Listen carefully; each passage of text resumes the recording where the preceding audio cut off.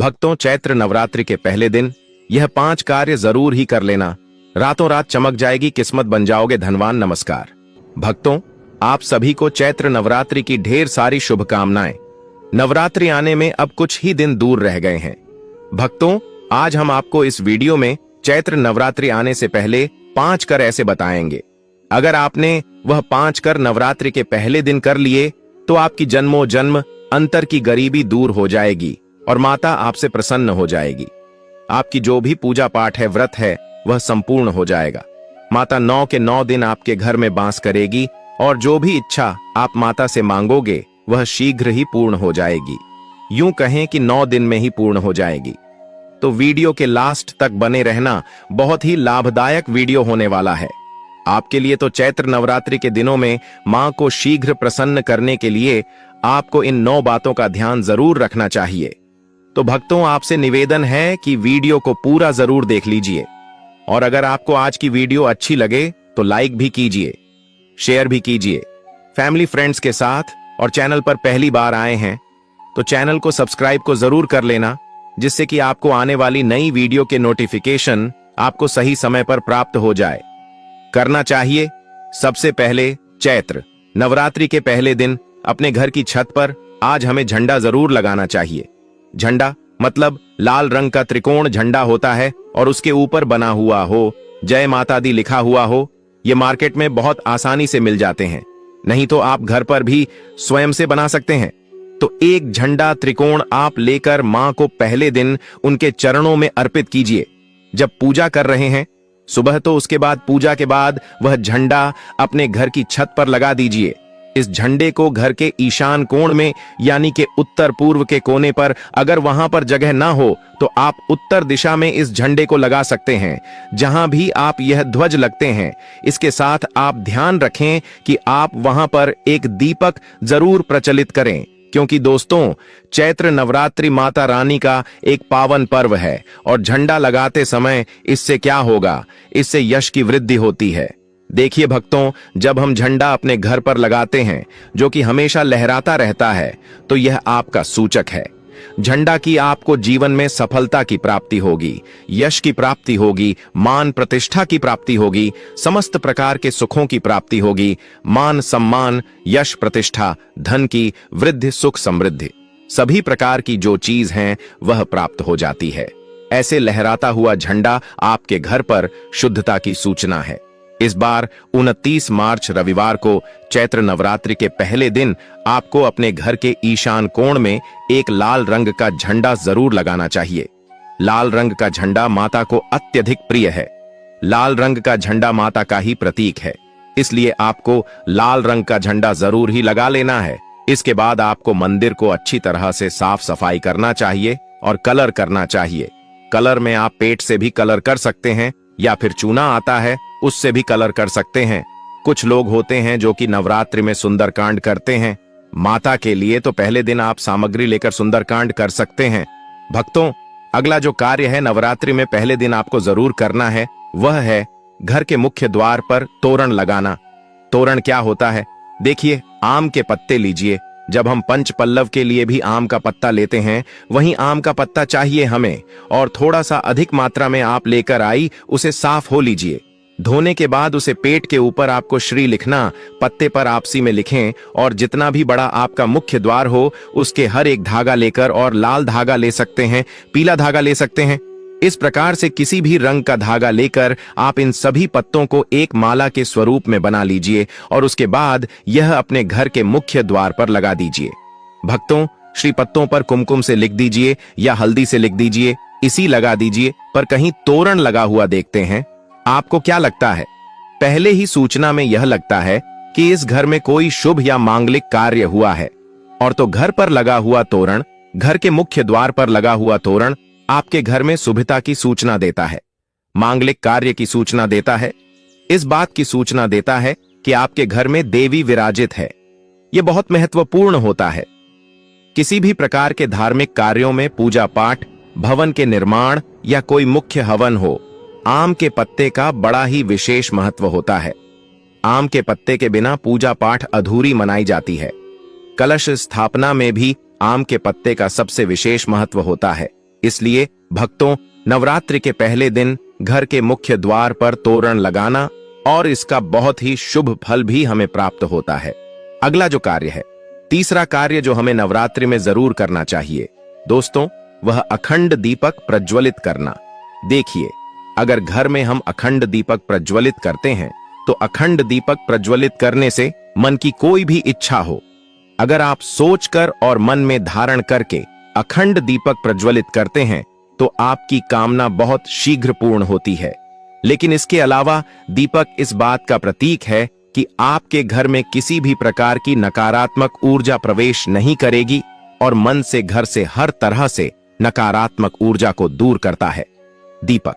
इसलिए अखंड दीपक चित्र नवरात्रि में पहले दिन से लेकर और नवमी तिथि तक प्रज्वलित किया जाता है, जिससे कि सुविधा का घर में वास हो, सकारात्मक ऊर्जा का घर में वास्तु, और जहां पर सकारात्मक ऊर्जा होती है वहां पर सुख स्मृति धन वैभव की प्राप्ति होती है। और दोस्तों, आपको बता दें कि मां भगवती वही वास करती है जहां सकारात्मक ऊर्जा रहती है। इसलिए हम घर के मुख्य द्वार पर तोरण लग रहे हैं ताकि बाहर से मुख्य द्वार से किसी भी प्रकार की नकारात्मक ऊर्जा हमारे घर में प्रवेश न करे। इसके अलावा जब हम दीपक प्रज्वलित कर रहे हैं तो हमारे विचारों में किसी प्रकार की नकारात्मक ऊर्जा न हो, इसके लिए हम प्रज्वलित कर रहे हैं। जब हम पूजा प्रार्थना कर रहे हैं, मंत्र जाप कर रहे हैं, निर्मित में उसे कर पाए किया जाता है। लेकिन अगर आप किसी भी कारणवश अखंड दीपक प्रज्वलित नहीं कर पाते हैं तो सुबह शाम दोनों समय जब मन की आराधना करें तब आपको शुद्ध घी का दीपक जरूर प्रज्वलित करना है। और सुबह शाम दोनों समय अपने घर में लौंग और कपूर की आरती जरूर कीजिए, जिससे कि घर में नकारात्मक ऊर्जा न रहे और घर में सकारात्मक ऊर्जा का वास बना रहे। अगला जो कार्य है नवरात्रि में आपको जरूर करना चाहिए, वह कलश स्थापना। दीपक में एक और बात का ध्यान रखें, फिर हम कलश की स्थापना की बात करते हैं। दीपक में अगर आप घी का दीपक प्रज्वलित कर रहे हैं तो उसे आपको मां भगवती दुर्गा की मूर्ति के दाएं तरफ रखना होता है, और अगर आप तेल का दीपक प्रज्वलित करते हैं तो मां भगवती दुर्गा के बाएं तरफ आपको तिल तेल का दीपक रखना चाहिए। ध्यान रखें, जब भी आप दिल तेल या फिर घी का दीपक प्रज्वलित करते हैं तो उसे स्थान पर रखना चाहिए। और अगला जो कार्य है घट स्थापना करना, यानी कलश की स्थापना करना, तीखी कलश की स्थापना। जब हम करते हैं चैत्र नवरात्रि में, कलश में हम सभी देवी देवताओं का आवाहन करते हैं। सभी देवी देवताओं का पूजन मां भगवती के साथ ही हम प्रतिदिन करते हैं। इस तरफ 9 दिनों तक लगातार हम समस्त देवी देवताओं का पूजन करते हैं। घर में आवाहन करके विधि विधान से विशेष रूप से हम उनकी आराधना करते हैं, क्योंकि जब हम मां का पूजन करते हैं पहले हम कलश का पूजन करते हैं। धूप दीप नैवेद्य चीज हम मां को अर्पित करते हैं विधि विधान से, और इसके साथ ही कलश को भी हम इसी प्रकार से अर्पित करते हैं। तो सभी देवी देवताओं की विशेष पूजा हम 9 दिनों तक कर रहे हैं, तो हमारे जीवन में किसी भी प्रकार की कोई बाधा दूर होती है और कोई भी हमारे विशेष काम ना हो तो अवश्य पूर्ण होती है। तो कलश की स्थापना हमें जरूर करनी चाहिए। अगर संभव हो तो नवरात्रि के प्रथम दिन जो अगला जरूरी काम हमें करना है वह है जवारे होना, यानी कि सप्तधान्य बोला, जो कि हम मिट्टी में थोड़े से जब होते हैं जो कि हर हो जाते हैं, बहुत सी ऐसी जॉब अंकुरित हो जाते हैं, और यह शीघ्र ही अंकुरित तब होते हैं जब हमारे घर में अन्य होते हैं। तो यह इस बात की सूचना देते हैं कि हमारे घर में सुख समृद्धि आने वाली है, हमारे घर में मां भगवती विराजित हो चुकी है और घर में सुख समृद्धि धन वैभव सभी प्रकार की जो सुविधा है उसका आशीर्वाद हमेशा दे रही है। तो घर में अगर आप जब होते हैं सप्तधान्य बोते हैं तो बहुत ही श्रेष्ठ माना जाता है। भक्तों, नवरात्रि के प्रथम दिन हमें जरूर यह करना चाहिए। और अगला जो शुभ कार्य है जो नवरात्रि के प्रथम दिन आपको जरूर करना चाहिए, वैसे तो बहुत से नवरात्रि के पूरे 9 दिनों तक व्रत धारण करते हैं, बहुत से भक्ति जल पीकर या फिर फलहार के द्वारा इस व्रत को धारण करते हैं। लेकिन अगर आप पूरे नवरात्रि व्रत धारण नहीं करते हैं तो नवरात्रि के प्रथम दिन आपके व्रत धारण जरूर करना चाहिए। चैत्र नवरात्रि के प्रथम दिन और अंतिम दिन यानी नवमी तिथि पर, यह अष्टमी तिथि पर आपको व्रत जरूर करना चाहिए। तो प्रथम दिन बहुत महत्वपूर्ण है, माँ भगवती दुर्गा की आराधना करते हैं, विधि विधान से उनका आभार करके पूजन कर रहे हैं, तो प्रथम दिन आपके व्रत जरूर करना चाहिए और संभव हो तो पूरे चैत्र नवरात्रि व्रत करना चाहिए। पूरे नवरात्र जब हम व्रत करते हैं, माँ की पूजा आराधना करते हैं, सात्विकता के साथ माँ की आराधना करते हैं, तो मन शीघ्र ही प्रसन्न होती है। लेकिन व्रत भी धारण करें जब आप स्वस्थ हो, पूर्ण रूप से अगर आप स्वस्थ नहीं हो, व्रत रखने में समर्थ भाव, सिर्फ आप शुद्ध सात्विक भोजन यानी कि बिना लहसुन प्याज का भजन लेकर माँ की आराधना सुबह शाम करें, तो सच्चे मन से भक्ति भाव से हम माँ की आराधना करते हैं तो मन शीघ्र ही प्रसन्न होती है। अगर व्रत धारण की रखने की अगर आपकी शक्ति या समर्थ शारीरिक रूप से नहीं है तो आपको व्रत नहीं रखना चाहिए। लेकिन अगर संभव हो तो पहले दिन फलाहार के द्वारा व्रत धारण जरूर कीजिए। अगला जो जरूरी कार्य है जो नवरात्रि में आपको जरूर करना है, घर के मुख्य द्वार पर दोनों तरफ स्वास्तिक का चिन्ह जरूर बनेंगे। प्रकार की नकारात्मक ऊर्जा हमारे घर में प्रवेश न करें। इसके अलावा जब हम दीपक प्रज्वलित कर रहे हैं तो हमारे विचारों में किसी प्रकार की नकारात्मक ऊर्जा ना हो, इसके लिए हम प्रज्वलित कर रहे हैं। जब हम पूजा प्रार्थना कर रहे हैं, मंत्र जाप कर रहे हैं, निर्विघ्न उसे हम पूर्ण कर पाए, इसके लिए अखंड दीपक प्रज्वलित किया जाता है।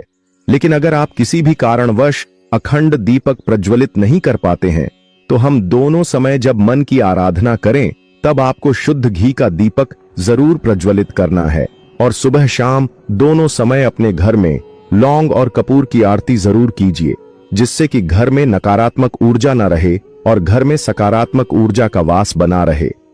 अगला जो कार्य है नवरात्रि में आपको जरूर करना चाहिए, वह कलश स्थापना की बात करते हैं। दीपक में अगर आप घी का दीपक प्रज्वलित कर रहे हैं तो उसे आपको मां भगवती दुर्गा की मूर्ति के दाएं तरफ रखना होता है, और अगर आप तेल क्या दीपक प्रज्वलित करते हैं तो मां भगवती दुर्गा के बाएं तरफ आपके दिल तेल का दीपक रखना चाहिए। तो इस प्रकार से दीपक का आप ध्यान रखें। जब भी आप दिल तेल या फिर घी का दीपक प्रज्वलित करते हैं तो उसे स्थान पर रखना चाहिए। और अगला जो कार्य है घट स्थापना करना यानी कलश की स्थापना करना। तीखी कलश की स्थापना जब हम करते हैं नवरात्रि में, कलश में हम सभी देवी देवताओं का आवाहन करते हैं। सभी देवी देवताओं का पूजन मां भगवती के साथ ही हम प्रतिदिन करते हैं। इस प्रकार से जब 9 दिनों तक लगातार हम समस्त देवी देवताओं का पूजन करते हैं, घर में आवाहन करके विधि विधान से विशेष रूप से हम उनकी आराधना करते हैं। क्योंकि जब हम मां का पूजन करते हैं, पहले हम कलश का पूजन करते हैं, धूप दीप नैवेद्य चीज हम मां को अर्पित करते हैं विधि विधान से, और इसके साथ ही कलश को भी हम इसी प्रकार से अर्पित करते हैं। तो सभी देवी देवताओं की विशेष पूजा हम 9 दिनों तक कर रहे हैं, तो हमारे जीवन में किसी भी प्रकार की कोई बाधा दूर होती है और कोई भी हमारे विशेष काम ना हो तो अवश्य पूर्ण होती है। तो कलश की स्थापना हमें जरूर करनी चाहिए। अगर संभव हो तो नवरात्रि के प्रथम दिन जो अगला जरूरी काम हमें करना है वह है जवारे होना, यानी कि सप्तधान्य बोला, जो कि हम मिट्टी में थोड़े से जब होते हैं जो कि हर हो जाते हैं, बहुत सी ऐसी जॉब अंकुरित हो जाते हैं, और यह शीघ्र ही अंकुरित तब होते हैं जब हमारे घर में अन्न होते हैं। इस बात की सूचना देते हैं कि हमारे घर में सुख समृद्धि आने वाली है, हमारे घर में मां भगवती विराजित हो चुकी है और घर में सुख समृद्धि धन वैभव सभी प्रकार की जो सुविधा है उसका आशीर्वाद हमेशा दे रही है। तो घर में अगर आप जब होते हैं, सप्तधान्य होते हैं, तो बहुत ही श्रेष्ठ माना जाता है। भक्तों, नवरात्रि के प्रथम दिन हमें जरूर यह करना चाहिए। और अगला जो शुभ कार्य है जो नवरात्रि के प्रथम दिन आपको जरूर करना चाहिए। वैसे तो बहुत से भक्ति नवरात्रि के पूरे 9 दिनों तक व्रत धारण करते हैं, बहुत से भागवत जल पीकर या फिर फलहार के द्वारा इस व्रत को धारण करते हैं। लेकिन अगर आप पूरे नवरात्रि व्रत धारण नहीं करते हैं तो नवरात्रि के प्रथम दिन आपके व्रत धारण जरूर करना चाहिए। नवरात्रि के प्रथम दिन और अंतिम दिन यानी नवमी तिथि पर, यह अष्टमी तिथि पर आपको व्रत जरूर करना चाहिए। तो प्रथम दिन बहुत महत्वपूर्ण है। मां भगवती दुर्गा की आराधना करते हैं, विधि विधान से उनका आभार करके पूजन कर रहे हैं, तो प्रथम दिन आपके व्रत जरूर करना चाहिए और संभव हो तो पूरे नवरात्र व्रत करना चाहिए। पूरे नवरात्र जब हम व्रत करते हैं, माँ की पूजा आराधना करते हैं, सात्विकता के साथ माँ की आराधना करते हैं, तो मन शीघ्र ही प्रसन्न होती है। लेकिन व्रत भी धारण करें जब आप स्वस्थ हो, पूर्ण रूप से। अगर आप स्वस्थ नहीं हो, व्रत रखने में असमर्थ हो, तो सिर्फ आप शुद्ध सात्विक भोजन यानी कि बिना लहसुन प्याज का भजन लेकर माँ की आराधना सुबह शाम करें। तो सच्चे मन से, भक्ति भाव से हम माँ की आराधना करते हैं तो मन शीघ्र ही प्रसन्न होती है। अगर व्रत धारण की रखने की अगर आपकी शक्ति या समर्थ शारीरिक रूप से नहीं है, तो आपको व्रत नहीं रखना चाहिए। लेकिन अगर संभव हो तो पहले दिन फलाहार के द्वारा व्रत धारण जरूर कीजिए। अगला जो जरूरी कार्य है, जो नवरात्रि में आपको जरूर ही कर लेना है। दोस्तों, आपको हम बता दें कि नवरात्रि में आपको तामसिक पूजन का उपयोग करना चाहिए। फल फ्रूट जूस पीने से शरीर में एनर्जी आती है और व्रत रखने वाली महिला या पुरुष बीमारियों से बचे रहते हैं। अब तो हम आपको बता देते हैं कि चैत्र नवरात्रि कब से प्रारंभ होगी और पूजा का शुभ मुहूर्त क्या होने वाला है, किस दिन कौन सी देवी माता की पूजा करनी है। क्योंकि नवरात्रि 9 दिनों तक चलती है और 9 के 9 दिन किसी न किसी देवी को समर्पित है। 9 दिनों में माता के 9 रूपों की पूजा की जाती है। चलिए जान लेते हैं। चैत्र नवरात्रि में 9 दिनों तक मां दुर्गा के 9 स्वरूपों की पूजा की जाती है। 2025 में चैत्र नवरात्रि 30 मार्च से 6 अप्रैल तक मनाई जाएगी। हालांकि 29 मार्च को प्रतिपदा तिथि रात में प्रारंभ होगी, इसलिए कुछ भक्त 29 मार्च की रात्रि में भी कलश स्थापना कर सकते हैं। लेकिन मुख्य रूप से 30 मार्च से पूजा शुरू होगी। चैत्र नवरात्रि 2025 का शुभारंभ 30 मार्च से हो रहा है और समापन 6 अप्रैल को होगा। इस वर्ष नवरात्रि 8 दिनों की होगी, क्योंकि पंचमी तिथि का क्षय हो रहा है। कलश स्थापना, घट स्थापना का शुभ मुहूर्त, कलश स्थापना का शुभ समय 30 मार्च 2025 को सुबह 6:13 से 10:22 तक है। इसके अलावा अभिजीत मुहूर्त दोपहर 12:01 से है। 12:50 तक रहेगा मां दुर्गा के 9 स्वरूपों की पूजा का क्रम। इस बार पंचमी तिथि का क्षय हो रहा है, इसलिए नवरात्रि केवल 8 दिनों की होगी। अष्टमी 5 अप्रैल और नवमी 6 अप्रैल को विशेष पूजा होती है, जिसमें कन्या पूजन और हवन का आयोजन किया जाता है। 7 अप्रैल को दशमी तिथि है, जिसे व्रत पारण के लिए शुभ माना जाता है। मां दुर्गा के 9 स्वरूपों का महत्व। मां शैलपुत्री, पर्वतराज हिमालय की पुत्री। नवरात्रि का पहला दिन। मां ब्रह्मचारिणी, तपस्या की देवी, संयम और साधना का प्रतीक। मां चंद्रघंटा, शांति और कल्याण की देवी। मां कूष्मांडा, ब्रह्मांड की सृष्टिकर्ता, ऊर्जा का प्रतीक। मां स्कंद माता, भगवान कार्तिकेय स्कंद की माता। मां कात्यायनी, राक्षसों का नाश करने वाली देवी। मां कालरात्रि, काल और नकारात्मक शक्तियों का ना करने वाली। मां महागौरी, शांति और ज्ञान की देवी। मां सिद्धिदात्री, सभी सिद्धियों को प्रदान करने वाली। विशेष पूजा और अनुष्ठान। कलश स्थापना 30 मार्च को अष्टमी नवमी पूजन। 5 और 6 अप्रैल को कन्या पूजन। अष्टमी या नवमी को व्रत पारण। दशमी 7 अप्रैल को। इस प्रकार चैत्र नवरात्रि 2025 में भक्तजन मां दुर्गा के विभिन्न स्वरूपों की विधिपूर्वक पूजा करके सुख, समृद्धि और शांति की प्राप्ति कर सकते हैं।